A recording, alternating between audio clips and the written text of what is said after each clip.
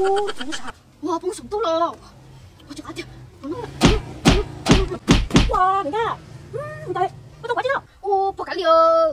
Ô, có chỗ nhỏ không? Tôi cho cốc chỉ lá.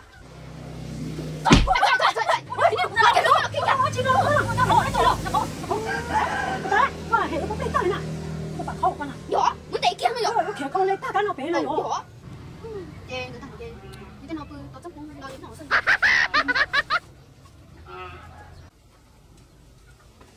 Nhưng mình có thể từ này quay dòng trăm nó có mình ra nó có từ.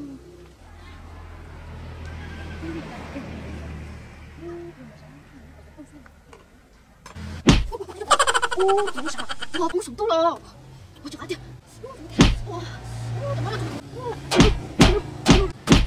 Wow, mình ra.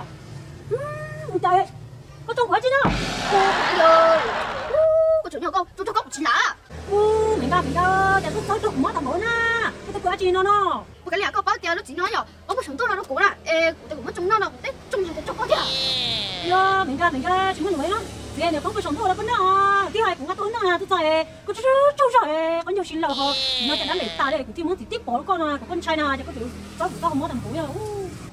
Một cái liều, cái anh chỉ tôi nói cái chị, cái trong tôi nào cái mất tới kia chụp tao hồi, nó chụp tao hồi, em đâu cũng chỉ thằng kia đang tu số lo, cái tụi cái mà cũng chỉ sao thế chả được tao.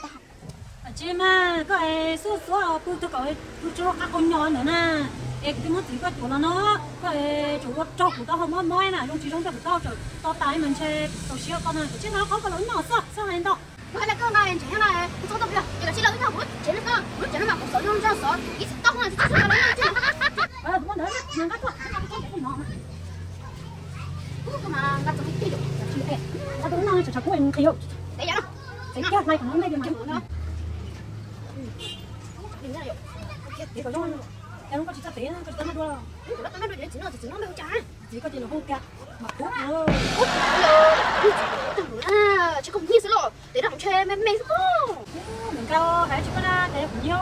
Nó nói thế là sản dụng cơ thế là tôi có nó thế này nhà nó thâu về nó khủng bố chạy nữa rồi nắp bóng này rồi chơi nhà nó bỏ chơi là vúa nó chơi nó vúa nhá tôi chưa đến đó rồi tôi sản dụng thế là tôi có nó cái nói vậy cũng phải chứ cái của chúng tôi cũng nông thế mà thế nào thử có cái của tôi ở trên này cũng như rồi rồi có mua cái chúng tôi cũng nói là đi lúc chỉ nói rồi ê tôi chúng tôi cũng nói là cũng là thử có chưa có chỉ cả cái tôi bị chế ấy nhưng mà thế là nói lúc chỉ là tôi có nó nó giá tiền chỉ là thử coi nó cũng bị chế ó của chính cái tôi cái bỏ chứ thế chứ bỏ trừ kia có mà có nhưng mà xin này thì tiền này mình có vâng cái lời cái đẹp rồi cái tiền tôi nói đâu lại mẹ nó nằm nó mà nó xin thôi cái lời chẳng chỉ mà quá lời đủ trời tôi chỉ nói tôi thằng một tiền đó rồi chẳng hơn thôi mình ra cũng sao có chỉ có tiền nó không có cái mô tả đi nó không thế sao chỉ là cái tiền nó cho ta sẽ không tiền cái chỉ có tiền chỉ nói con nó đua đi trả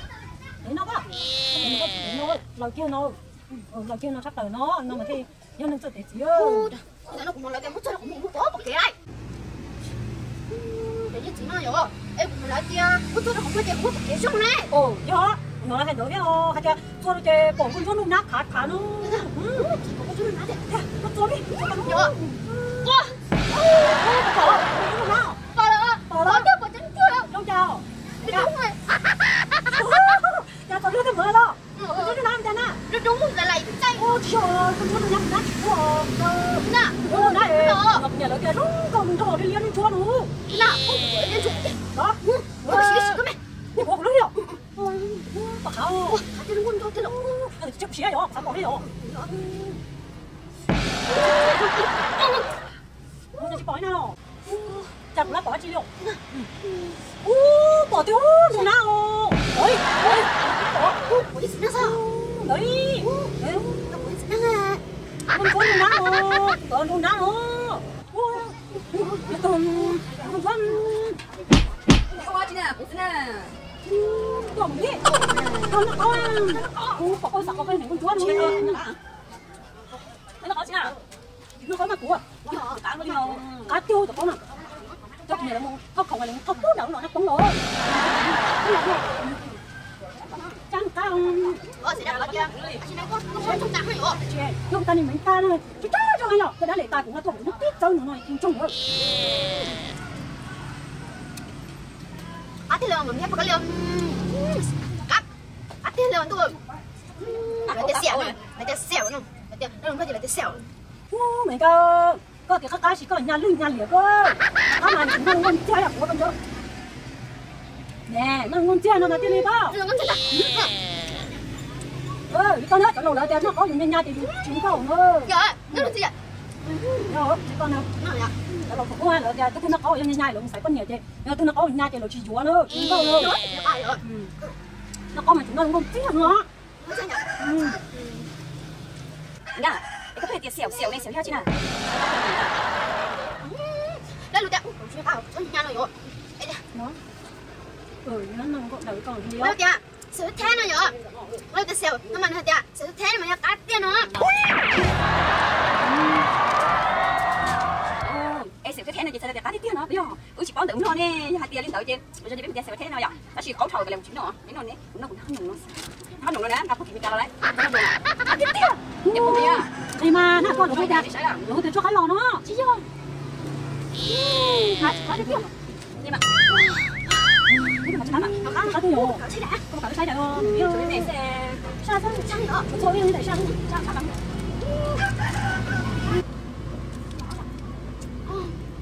Dạ.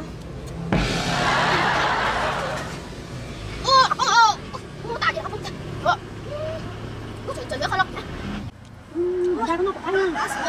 Biết nó không sai đâu. cái tiền này nó nè. Nè chùm đấy, nó đuổi nó. À trời ơi. Không có sao mà. Nó chưa có sai à cái đâu. Không sai. Nó đâu có cái nào gì đâu. nó học đâu mà. Nó chỉ đấy. Hay là cái. Tả cho nó xin. Thôi chúng ta hay là cái rồi. Nó có thể trở ra. nó không có vậy đâu. Chỉ sai chạy bên nó chỉ không Con nhau là lọ mà nó cái gì nữa. Anh thấy nó. nó xua nó ca đó à trời ơi Nó mít cá này, mít cá lại nói thế nào. còn cái đó rồi Nhưng mà sao có tập của đi đó nè. Nó sẽ có. nó rồi á Để cho nó để đó nó xuống. rồi Nó để nó đi đó con nè. người ta ơi mà biết ơi mà cháu sẽ làm mình cắn rồi thế cho nó mua nhá Mua mà. cái đó ăn thôi Cái như này thì phải cũng cái này đuổi á. Rồi cái quả đó nó bỏแล้ว. cháu sẽ lấy như này Yên sao mà chị này chị này tôi sai cái cái sai ở trên nó như sai tôi sai mình câu tôi sai cái liệu quả nó không tổ hay là ta mua dám mua sao rồi tôi sai không sai nó chơi nên nó cứ tôi mình chọn nữa vậy rồi mà thế tôi sai rồi nếu muốn cho cái này của tôi cái này nó này cái nhỏ cái tay không có nè con nó cười nó xỉu nè con đọc mồ mồ ông đi mà chơi tăng cái là còn đó có bự li đó chúng ta đó cho mong này chúng ta sao mò đó chứ tình mong cho để cho mong tỏ ha em có được em muốn chơi tỏ thấy cũng nói nhưng mà tôi cái tâm cái muốn mấy chị nó chỉ nói chơi ở tâm muốn này đấy Nè chân xí đầu đi xỉu nó bắt đầu nó thẳng á. Nè thằng nó thao chị ơi. Mình nhớ nè. Nó ta được con nó đánh tỷ. Cái gì cô chàng nhìn pin nữa nè mỗi lúc có mặt quên nữa nè nó to chung rồi cái ông tay rồi nếu là không có nhung tay này rồi anh nhìn tiếng nó còn chúng nó tàn chúng nó độc sai rồi chỉ mà mình cơ nhưng mà biết nữa rồi tôi mua cho con nó tôm play rồi cái ô bếp lâu chim play người nó tay con nhìn về con nồng nhau cá rồi cũng muốn sao này nhiều hai đôi rồi người tiêu nó con nồng tiền nó tấu mình biết này số sự tuân chỉ cho con nó tàn nó rồi cho là chị không biết nữa rồi anh nhớ tôi chạy anh chị này thì cả nó rồi cái tôi chơi rồi ông bạn con nồng tiêu tay rồi nhiều khối tiêu con nồng cao cái con xuống rồi nhiều cho tôi khối nữa nhiều tiêu nó tay nhiều tiêu chỉ bông luôn hay bao giờ chơi rồi chị mình cơ mình biết nữa hay là tuân chỉ nó rồi con nội chỉ cái con này này nhiều tiêu nó tao còn chơi tiêu mình chiếu cho con mình biết mà tôi đã cho người ta mà con nội này chính mua là cái hai đời non tôi à xuống ra thì con nội cao chỉ bao nhiêu à mình biết tôi đã tiêu rồi你破开了我去打呢，我去破呢，破开了，你我去打呢，破呢呢。ô chị cho nó để ổn nào po của chúng sao sao mình cơ rồi nhưng mà biết đấy số tiền rồi tay Ủa người ta ná, em có trời có bỏ chi thế rồi. Sao có trung ta như cái một trán phải kêu luôn. Ủa người theo. Nhưng tấm mặt của là trong một quần một viên trắng trắng viên trắng tu. Tấm mặt của tấm mặt.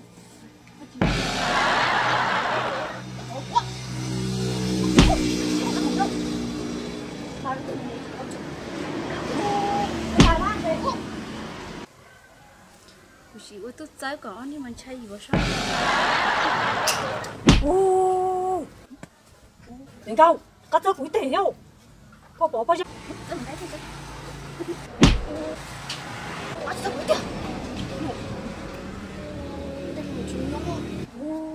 Đừng câu, tao chọn một chỗ nữa, cho thêm được một đá nữa, chỉ tao cũng vậy, Wow, sống họ.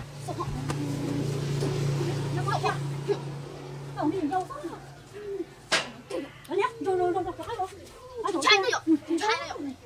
Ra, giờ tôi trồng hệ ướt muối cho dọc, không có cái trách chịu, không có tua kia. Đó, trai này rồi. Cũng đang trai. Đâu.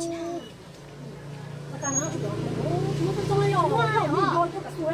Người có giấy theo là tôi nếu thì là một con thứ hai rồi. Muốn để cho chồng một nhân là cũng như nó cái ta nữa. Cũng nó cũng nhớ thật đi à. Nó con chung là chưa sắp lần đó. Nếu kiểu làm được quá.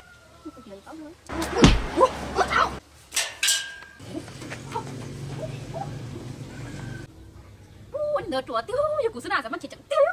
Anh đỡ bữa kia của chúng mình có gì cả tiêu rồi, được rồi đó này. Chúng ta nhìn có một đất này. Nó chịu.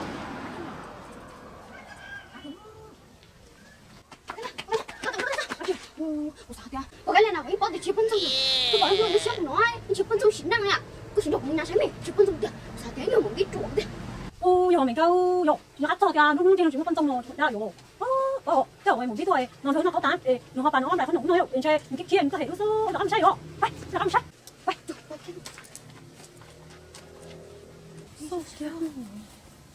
Oh no. Wow, cái này. Bà khó sao sao? Chị ơi, ôi trời ơi, ơi à. Ê, ôi trời ơi nè. Chị mình không không để không số tiền nó của sai tay của chị con này tao cũng biết tay nữa. Bây giờ nó xíu chị mong tao của tôi cũng biết chắc rồi. Chị, Nó đâu có mình biết tay nè. Biết em chắc hả? Ôi trời ơi, chụp kia nó. Ôi, đã chỉ cũng trong sắp rồi. Nó khó kia nữa, còn cái tớ kia, tôi tập bảo một cái thôi, đã chơi tập bảo nấu cái này, giúp nó giúp được chắc. Thôi,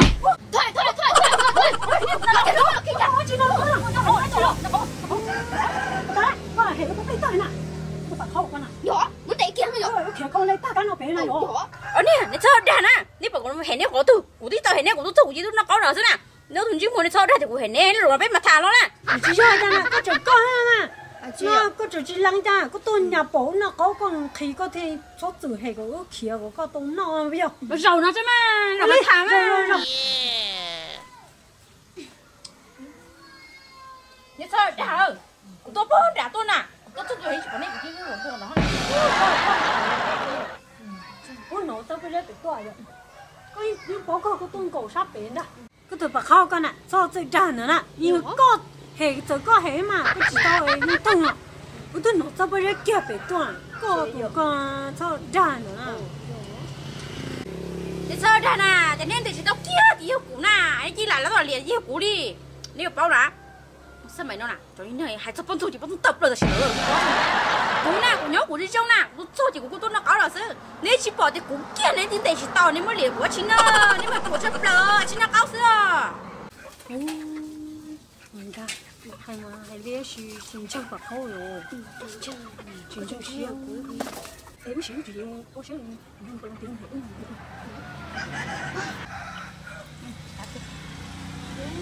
Bà khao. Cái chỗ này lo có chế chẳng mấy cho có chế lo nữa, nó có chỉ nó có chế luôn nè, có chế này chẳng mấy cho có chế nữa, nhìn đây Ô, cái gì nào? Ô, chú cha đi, chúng ta đi bắt chỗ tôi đấy xem mà. Oh no. Người ta cứ chỉ làm cái gì tôi nè, đây, cho nó con làm cái con nè, mà con này rất nữa nè, sầu xiên nữa rồi, đây rồi, cái gì kia nó, chưa, tôi bảo nó có thầy chị không hay nó nó cũng thầy nè, và nó phải chứ, nó Chẳng hạn dùng ăn nó. nó cái gì đó, mà nó cũng thế à, chơi rồi, tôi nó sao rồi, tôi cứ ăn là người, Chị giống tôi ký rồi, đó là dùng. Mình vẫn trông mà như nó. Sao nó khen rồi. Ôi chim à, cái này bắt đầu luôn nè, chỉ cho kia cuộc sống này là một đứa chỉ sản lần á. của tôi của sao thì của này chỗ của các lần tiền của sao nhá tôi bây giờ nó còn là nó sẽ của chính nào à nè của các lần tiền của sao đấy của bao giờ đây nào đó mình chỉ muốn để mà chúng nó tiêu thì số tiền này mà không nó gì thôi nè cơ mà tự ra tiền nó cái tuần đấy cái bảo nó có chịu nó hay có nó hiểu nó có thể cho lần con nè cơ mà tôi sắp ra đâu bà có chỉnh đá con đi nữa coi tới chỉnh đá con nha đi này nào yêu như coi tôi chỉnh đá cho cái chỉnh nhẹ lô tôi nó chúng ta chỉ rằng cái nó kia rồi không có nó xíu máy phải tôi nếu mà chú sắp lâuนี่ชินะกูกูนี่นานเนี่ยนะอันนี้จูรินเดสนะกูจัวเนี่ยกูต้นเสียนอกจากกูจะกูเจ๊แต่กูชินะเนี่ยชอบใครอ่ะอาชีพที่ร้อนเนี่ยเขาชอบเนี่ยที่เลยอ่ะ cái đó chỉ cần đấy à có chỉ cần đấy à rồi chỉ cần hơi ia cái không chỉ cái chúng mình mới chuột sắp lời rồi có tai à chứ chuột tiêu rồi nó tức là nó to hệ nó hay chỉ là nó chỉ chú ý sao nó có lần chơi rồi chơi chuột anh khai nó chơi rồi chuột này chơi út chuột hay là chuột cho chuột phải là phải rồi chị nó chỉ cần đấy rồi cả không chi nè ô tô nào cả không ý được rồi ý là chi tao cha ya cái thái ý là chi ya ý là chi ya nó hay chút chứ không, nó chỉ thế